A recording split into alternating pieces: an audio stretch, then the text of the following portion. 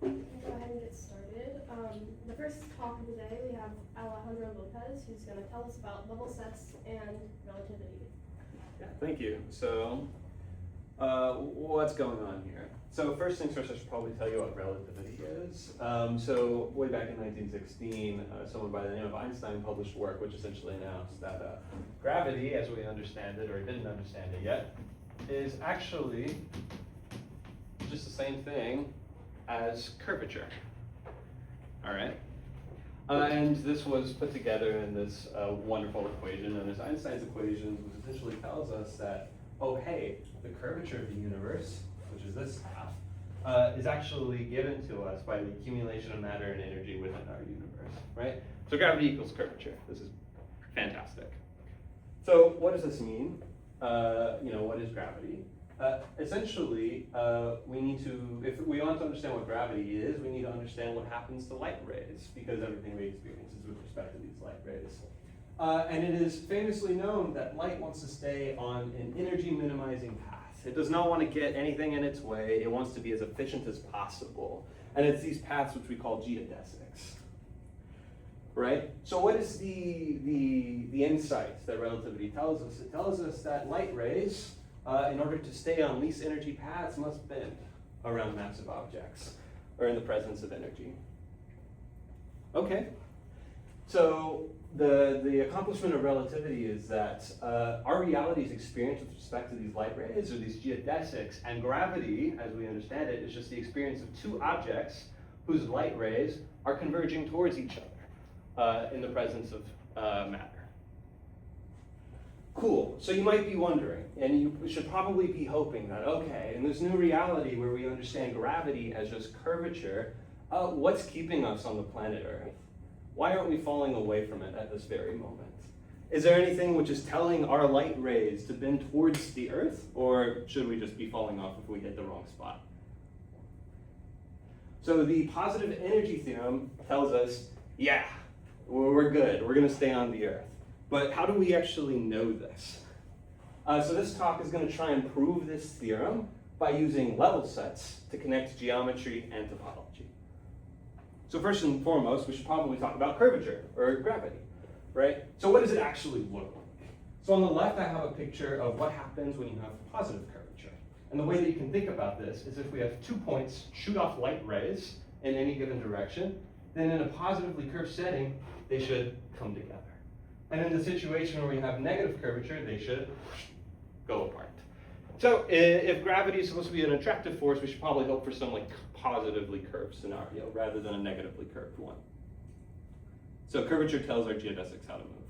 And here's the example for curvature equals 0. You should just stay parallel if you start parallel. All right, so we talked about curvature. We should probably also mention what level sets are. So here's an example of what level sets look like. And in particular, with level sets, we can slice up 3D objects into 2D slices, right? So the way that you actually do this is you slap some function on a 3D object, usually real valued, and then you look at the pre-images of this function at various real values, and these are called the level sets. So if we have some donut and we look at a height function on this donut, then what we expect is that at 0 centimeters, we have this level set of a point. At 3 centimeters, we have this disk. 5 centimeters, we have, 2 disks. Okay, and then at 8 centimeters, so on and so forth, right? So we can chop up this donut by looking at real valued functions. And in this case, the structure of our slices changed, right? So here we have like 2 components, here we have 1 component, and for wackier 3D objects that we slap level sets on, we might not even know that these are disks in the first place. Maybe we have like a genus 1 slice or something like this. So to understand the 3D structure, we should probably understand 2D slices. And how do we do this? We should probably classify all possible slices, right? So how do we tell them apart? We can do this with something, a classical invariant known as the Euler characteristic for surfaces. And essentially, this is just a machine that you can plug in a surface into and get out some number which tells your surfaces apart if they're different, right? So some classical examples, the Euler characteristic of a sphere is 2, the Euler characteristic of a torus is 0, and of a 2 genus object is -2. So this is the first thing we should remember. This will be a handy tool that will help us later. The Euler characteristic of a torus is 0. Okay, So this Euler characteristic is a topological measurement. And now our job is to relate this to geometric measurements, curvature, right? Classically, this is done with the famous Gauss-Bonnet theorem, okay? And what Gauss-Bonnet tells us is that, oh hey, if you integrate over all of your slices, right? Or if you integrate your curvature over all your slices, then this is actually the same thing as just picking up 2 pi times your Euler characteristic. So this is our first relationship between geometric measurements and topological measurements. But Gauss-Bonnet only works for 2D like surfaces, right? So we kind of want to upgrade this to 3D objects.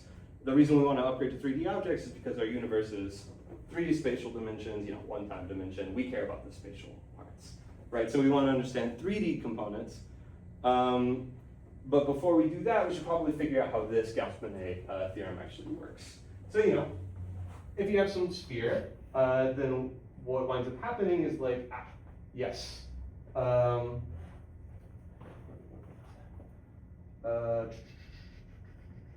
All right, sure. So what winds up happening is if we take the Euler characteristic of this slice, a sphere, this is 2 minus 2 times 0, this is 2. So, oh hey, if you slap 2 pi times the Euler characteristic, which is 2, you get 4 pi, which is exactly the curvature of a sphere whenever you integrate over it. And similarly, we can do this for a torus, and we can find that, oh hey, because the Euler characteristic of a torus is 0, the integral of its curvature must also be 0. So the key takeaway from this example slide is that, oh hey, torus has 0 curvature, and that's entirely controlled by its topology.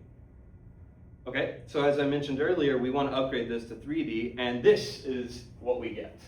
So what you wind up finding is that, okay, if we integrate over some 3D object, we can get some stuff, which is not important, plus curvature is equal to 2 pi, and not just the Euler characteristic, the average of all the Euler characteristics. So you have to sum every possible Euler characteristic of every possible slice of your 3D object together. And this is a result by Daniel Stern from 2018.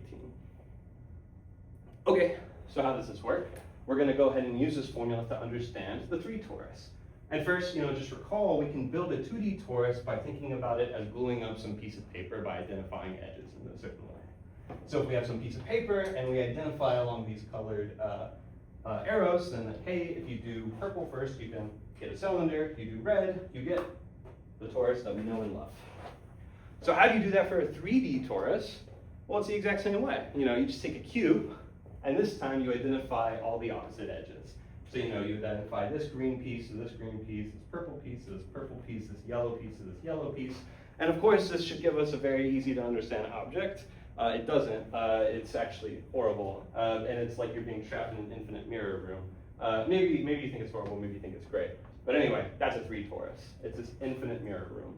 And now we're going to use our formula to try and understand what's going on with it. Okay, so if we want to use our formula, the whole point of this formula is that we're going to be able to integrate over all our level sets of some 3D object to understand the global structure of this 3D object. So first, we should probably figure out what these level sets are. We can do this by slicing it. And what do you get when you slice it? You get a torus, because it's just these 2 sides identified, these 2 sides identified. So all the level sets of this 3 torus are 2 torus. 2 tori, just tori. Okay, so if we plug in everything into our nifty formula, we have that, the integral over the 3 torus of its curvature is 2 pi times the Euler characteristic of its level sets, which are tori. But hey, those are 0. So what we wind up finding is that the total curvature of this 3 torus is 0. Moreover, it takes slightly more work, but what this tells us is that T3, this 3 torus, could never have positive curvature. This is the last piece.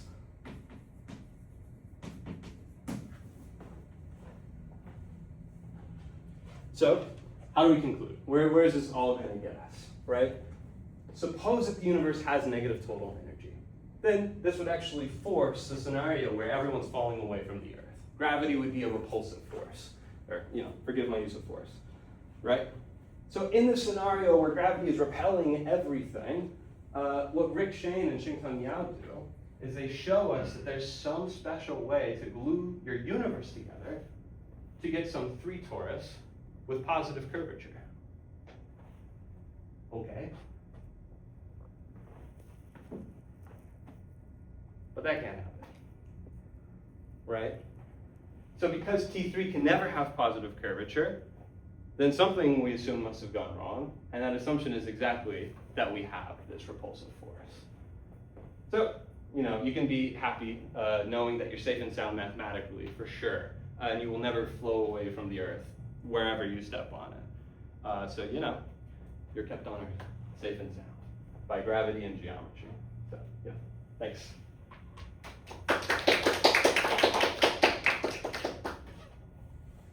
All right, any questions for the speaker?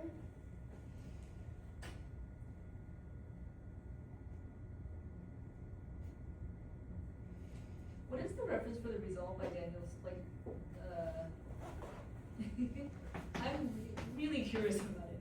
Yeah, it's a great result. It's scalar curvature and harmonic maps into S1. Thanks. And so, just a slight aside, when he published this, everyone in the community was kicking themselves over the fact that he found something so obvious. And everyone's like, how did we not see this for decades? So he just takes this nifty formula called the Wagner formula for harmonic maps.